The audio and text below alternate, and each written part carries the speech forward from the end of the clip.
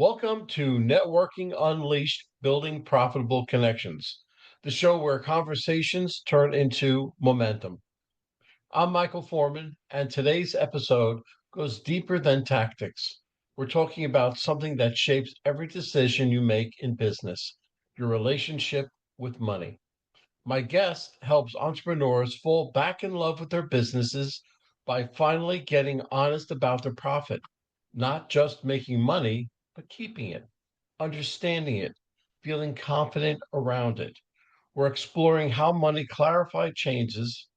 I'm sorry, we're exploring how money clarity changes the way you show up in conversations, how mindset shapes the partnerships you attract, and why strong connections start on the inside before they ever show up on the outside.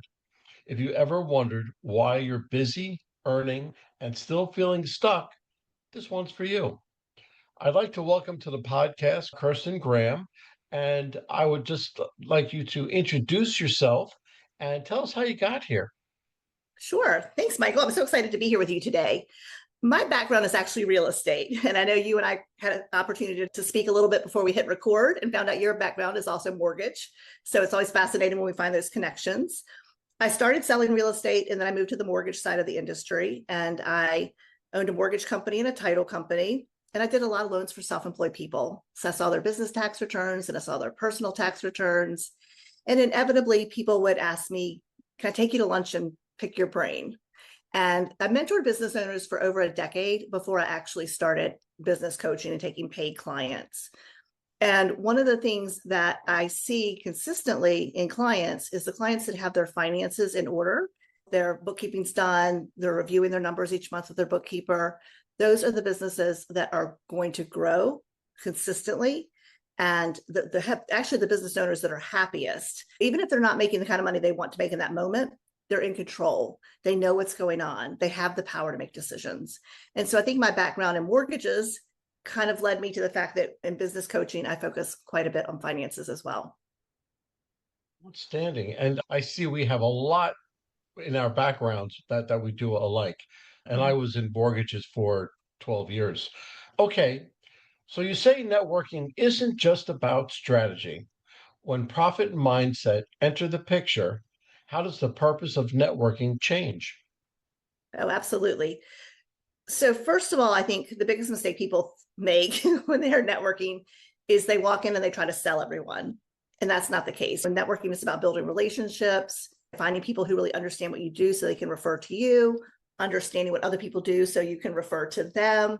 And so if you are in a place where you are desperate to make a sale, then you're walking into that networking group looking at everyone like a target rather than looking at them like a person and building a relationship. And I feel like that energy instantly repels people. So I feel like when you have your finances more in order and you're calmer, when you go into networking, I'm here, I'm going to contribute to this group. I'm going to meet a lot of wonderful people and I'm going to start building those relationships and have faith that business will come from it, but it may not happen right away. Absolutely. And I teach the same thing that when you go into a networking event, you go in with what's called a servant's heart. You go in looking to give rather than receive. And your business will come from it, but maybe not necessarily that minute. So, yes, you're right on point with that. Many people make money, but don't keep it. How does that pattern show up in the way that you build relationships and run their business? Yes. So I think for a lot of people, maybe they grew up, well, a lot of us grew up in households that didn't have an overflow of money, or maybe we were told money doesn't grow on trees. So I think there's some mindset issues around money. And for some people, if they don't resolve those and work to clear those, they're never going to hold on to money. And so I feel like that's something, some inner work that often has to be done.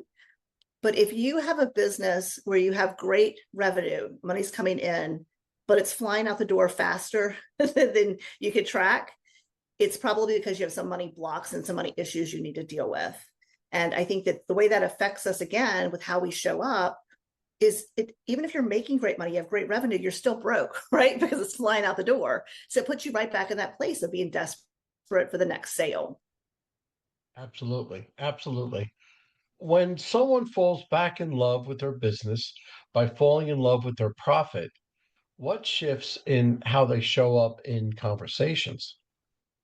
Oh, absolutely.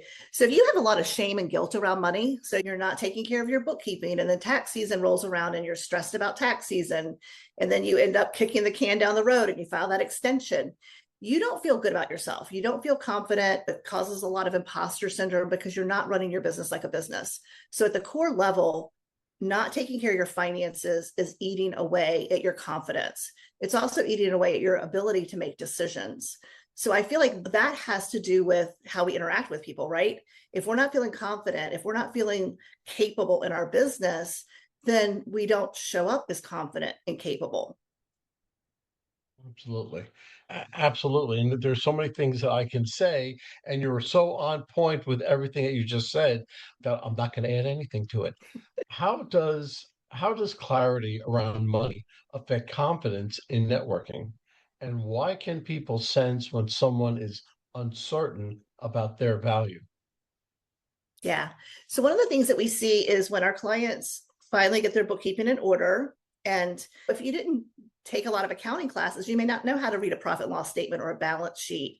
And we find that a lot of people have been talked down to or by CPAs or dismissed, so they don't feel confident around money. So when you have your finances in order, you're able to make great decisions, and that is going to impact everything you do, especially in networking. And I'm going to take this a little bit of a different direction, Michael, but sometimes people belong to a networking group, and I feel like it's important to track the revenue that comes from those groups. I also think it's important to track the revenue that you're giving to other people. It doesn't have to be tit for tat, but it's important to know that you're contributing. But it's also important to know, is that network group the right group for you? Because maybe it's not the right group. So when you spend time and you spend money out networking, you want to make sure it's the right group. You want to make sure that you're doing everything you can to improve your skills in networking so that it is profitable, because time is your most valuable asset. And if you're spending hours a month, 6, 7, 8, 9 hours a month, and you're not reaping any results, that's a problem. And I think that makes you show up insecure. And again, people who don't know with their finances, they often undercharge. So then even if you are getting money out of that business, out of that networking group, you're not charging enough to make it profitable. So then you're resentful. So there's a lot that goes into how we handle our finances. That's so true. And it's your perceived value, and that builds your confidence. And it's when I began first speaking, you first speak, you say, "Oh my God, I have these free times and I'm going to go speak. I'm going to tell everybody what I have." And then I slowly but surely crept up in the dollars, whether 1,000, 2,500, 5,000, 7,500, it goes up. But I realize now my perceived value was higher than what I valued myself, but I had to work up to that. Yeah, absolutely. And that has to do with confidence. And there's so many things that feed into that confidence. The difference between confidence and cocky. Absolutely. We're not talking about having an ego. We're talking about being confident in what you do and that you're going to show up for your clients and you're going to deliver what you promised them when you started working with them. And most of our clients, they want to help people. They're great at what they do. And so confidence is about being able to serve at the highest level. And that includes going in networking, being able to show up and serve in that networking group, not just going into it for yourself. That's confidence. That's not ego. Absolutely. Absolutely. What connection do you see between healthy financial habits and stronger professional relationships? That's a good one.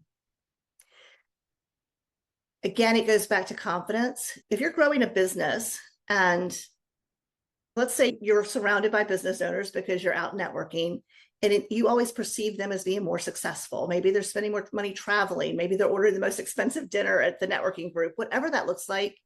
If you're struggling with your finances or you're not really sure what you can spend on different things, then you're always feeling insecure, even when you're out. So let's say someone says to you, "Hey, we've got this great opportunity for you to attend this event, but it's $800. Maybe that's something you can't commit to because you don't have your finances in order. So you don't know if you have the money, or you're so in scarcity mode, you're afraid to spend money, even if that $800 could turn into $80,000. So it really affects us because we don't know how to invest in our businesses. And then we end up comparing ourselves to everyone else, which is never a good idea because you don't really know what's going on in someone else's world. But when you're feeling that insecurity of everybody else is doing better than I am, It's really just because you don't really know what's going on with your finances. Having a great bookkeeper and learning how to read that profit and loss and that balance sheet really does change everything. Yes, absolutely correct. And I know several bookkeepers and several CPAs, and then you have your tax guys, but you really have to know what your numbers are each month so you can have that confidence.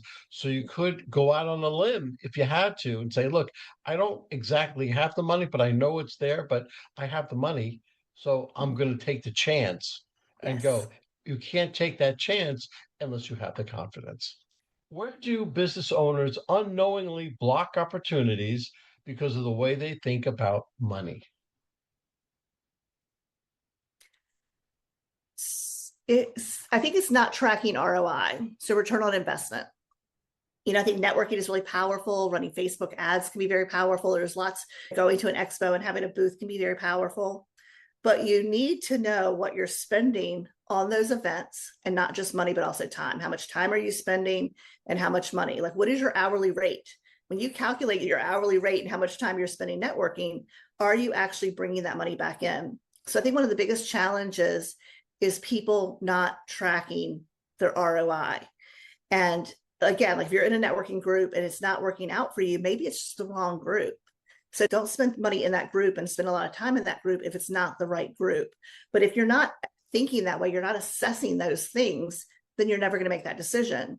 So maybe that $1,000 a year you spend with one networking group and the 6 to 8 hours a month you spend with them is bringing in very little for you.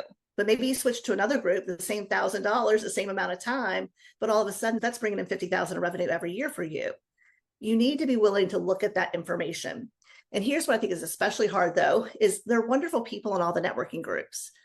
Just because a networking group isn't great for you as far as ROI goes, it doesn't mean you have to end the relationship with all of those people. You could still be friends with them. You could still socialize with them, but you need to spend your time and your money in a different way to generate revenue. Absolutely. And that reminds me of one of my clients. He switched career fields. He was forced to switch career fields, but that's a whole nother story. And he was like a shotgun shell. He went out to every single networking group and everywhere he can go and everything else for a year. And I said to him, I said, okay, which one of those worked and which ones didn't work? He goes, what do you mean? I said, which ones did you make money from and which ones are you just there socially? Because the ones that you're there socially, cut them out. Don't do them anymore. And don't look for new groups now because you have to start to focus in on what's bringing you in money. So you focus in. So he did that. He got rid of about half his networking groups and he sees that he's getting a lot more money that way. I said, good. So do this for a year. And if you want to, then start to expand. So everything comes within reason, but within a time, and you have to see how much money you're making because you are a solopreneur, right? You're in here by yourself. You want to get bigger and you want to have an employee or two or three, but you have to get your house right first. Yes. Because if you start to build, you can't build something on straw. You have to build Right. it on concrete. So that's your foundation. I love that. All right. I go out of the way. All right. How does mindset shape the kinds of partners, clients, and referrals someone attracts? Yeah, if you're confident in what you do, and when I say confident, I don't mean your business has to be blowing up right now because businesses have highs and lows. So even if you're at a low in your business and maybe you're needing to pivot a little bit, if you're working on that, you're on top of that, you know what's going on, your confidence is going to be higher. And so you are going to attract other confident entrepreneurs. You're going to attract relationships with people who maybe they're making $300,000 or $400,000 more in their business than you are. They always say we want to surround ourselves with people who are at the next level. That's really hard to do when you don't feel confident with yourself. Most clients, I think, are really confident in the services that they deliver because they see the results and they have raving fans. Where they don't feel confident often is in the mechanics of running their business, the admin, the bookkeeping, the marketing. Those are the things that often eat away at their confidence. So if you want to be around confident, successful people, you need to perceive yourself as a confident, successful person. and put the pieces in place to make that happen so that you're not faking it till you make it. You're actually building yourself up. I love that saying, who do you have to be to go to the next level? At every stage in a business's growth, whether it's 0 to 100 to 250, 500,000 to a million, we have to become a little bit of a different person in order to get there because it requires different skills. And so investing in yourself and the back end of your business is so important for attracting the right relationships when you're out networking.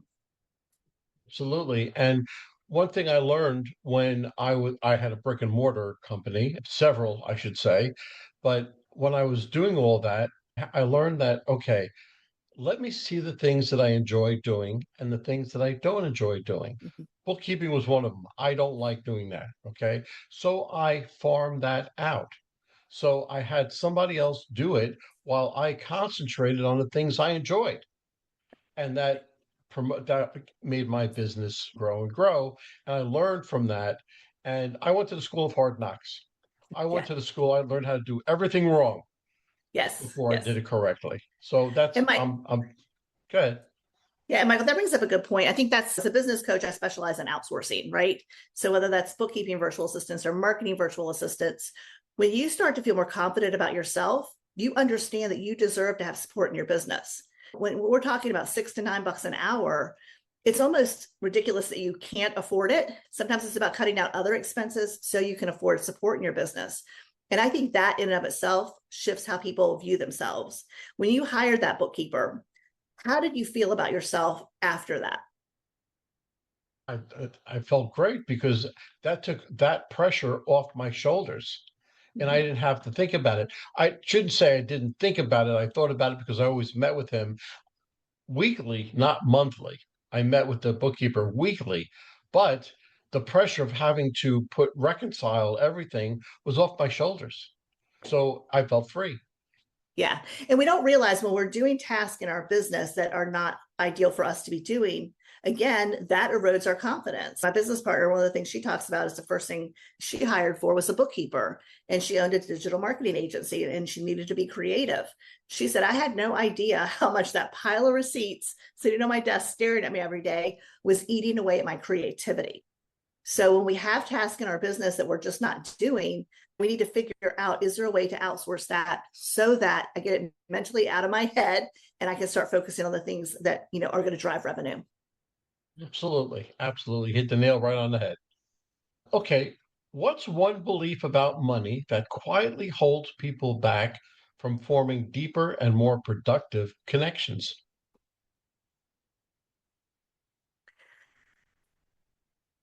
I think there can be a lot of shame and guilt around money. For some people, that shame and guilt can come from being really successful. They can have a lot of guilt or shame around having more than other people. We don't think of that. We often think if we don't have enough money coming in, we have shame and guilt because we're not doing as well as everyone else. But there are a lot of different ways that money issues can show up. And when you're not feeling, again, confident with your pricing or confident explaining your offers or confident, enough. This is the other thing. You've got to be confident enough to pay attention to what everyone else in that group is doing so that you can really understand who they are, what they do, who their ideal client is, and you can refer to them. If you're going to network, becoming a connector is huge. And I think if you're always worried about money or money's that running in that background, there's always some stress with money. It's really hard to focus on giving to other people. So figuring out what money blocks you may have. And again, I'm not a money mindset coach. I'm definitely more tactical. Let's get you a bookkeeping VA for $9 an hour kind of thing. But if you have money blocks, there's so many people out there that can help you with that, because you're not going to build great relationships if you're always worried or your confidence is being eaten away at by money blocks. No, that's why I said when you first go into a networking event, the mindset, if you Mhm. change your mindset to having a servant's heart, because that Yes. relieves all that pressure. You don't Mhm. have to think about any of that. The only thing you're thinking about or worrying about is how can I help you? How can I help Right. this person? And if you walk away and you help two, three, four people, that's a home run, Yeah. right? Because in turn, they will help you. Yeah. And what you don't realize is that when you become the resource for your client. So Jeannie and I keep a running list of people we can refer to, things we don't do. We don't build WordPress websites. Anything that we don't do, we have a list of 2 or 3 or 4 people that we can refer it to, because we want our clients to see us as trusted advisors. If they need something, we want them to reach out to us and say, hey, do you know anyone who can do this? And by referring them and being top of mind when they need something to call us, it means we're constantly in relationship with our client. They may not need one of our services right now, but they may not need one-on-one coaching right now or whatever that looks like, but they are reaching out to us because we have become trusted advisors, which means when they have a problem that we can solve and we say, oh, we could take care of that for you, we have this offer, they're gonna jump on it.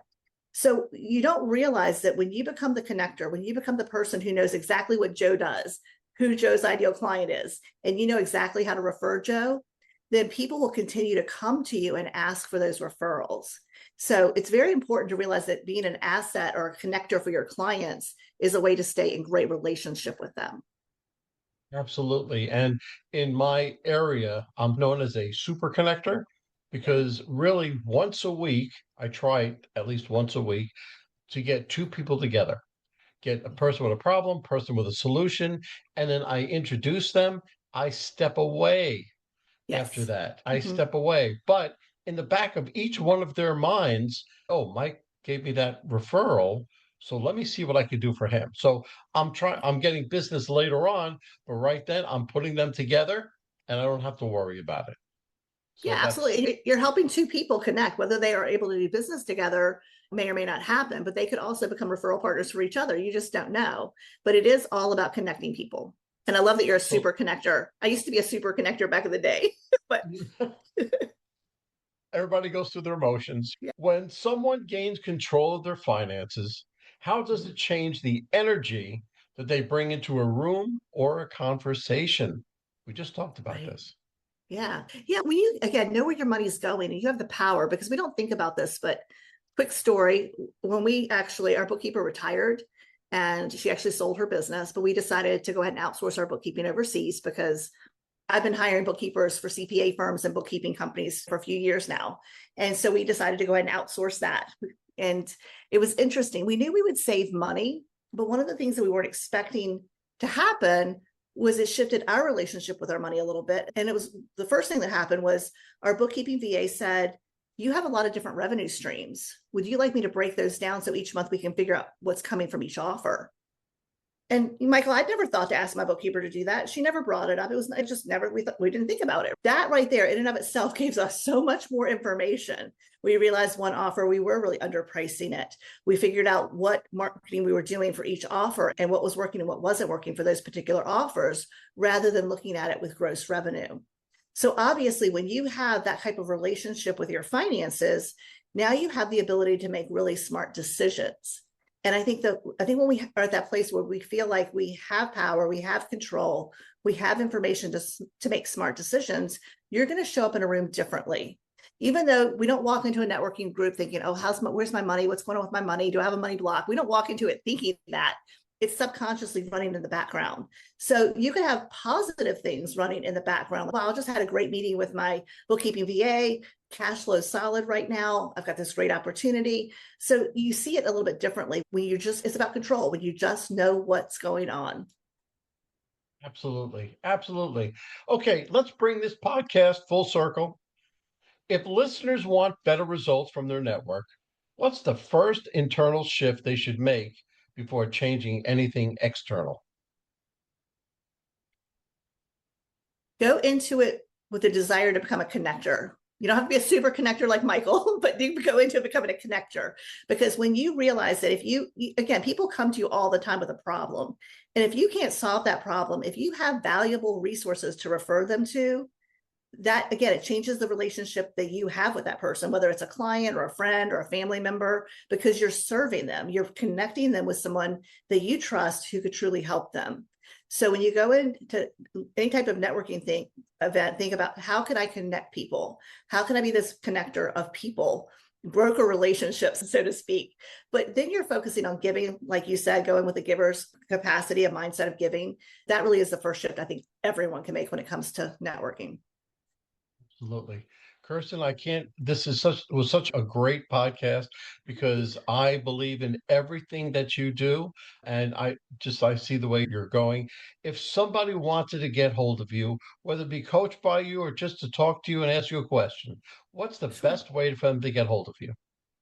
So if they're interested in a bookkeeper, if your finances are a hot mess, go to lessmathmoremoney.com, lessmathmoremoney.com. We have a free masterclass that we teach live twice a month. So we'd love to have you show up there. We teach you a lot about bookkeeping and things that you're missing with your write-offs.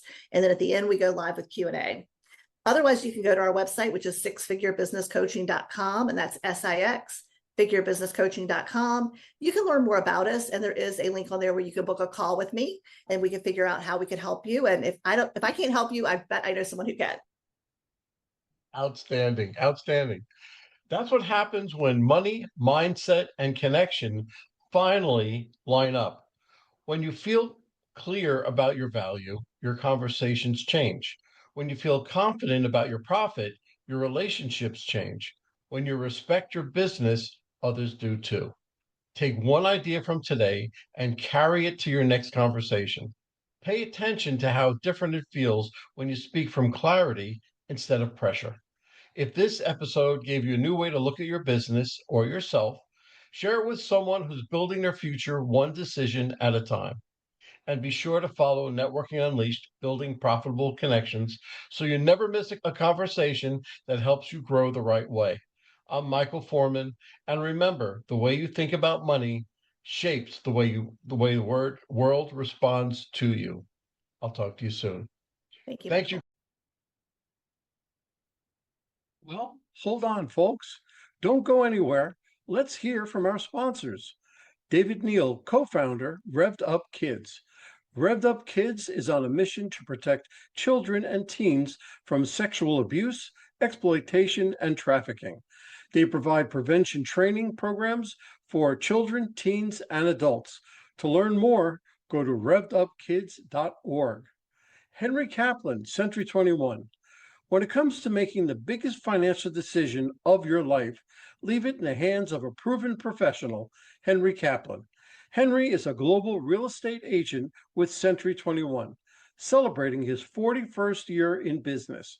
No matter where you're moving, Henry has the right connections for you. You can contact Henry at 561 427 4888. A huge thank you to our guest for sharing such incredible insights today. And of course, a big shout out to you, our amazing listeners, for tuning in and spending your time with us. If you're interested in my digital courses, being coached, or having me come and talk to your company, just go to Michael and fill out the request form. Remember, networking isn't about being perfect, it's about being present. So take what you've learned today, get out there, and make some meaningful connections. If you've enjoyed this episode, please don't forget to subscribe, leave us a review, and share it with someone who could use a little networking inspiration. Let's keep the conversation going. You can find me on Apple, Spotify, Pandora, YouTube, or my website, forman.com/podcasts.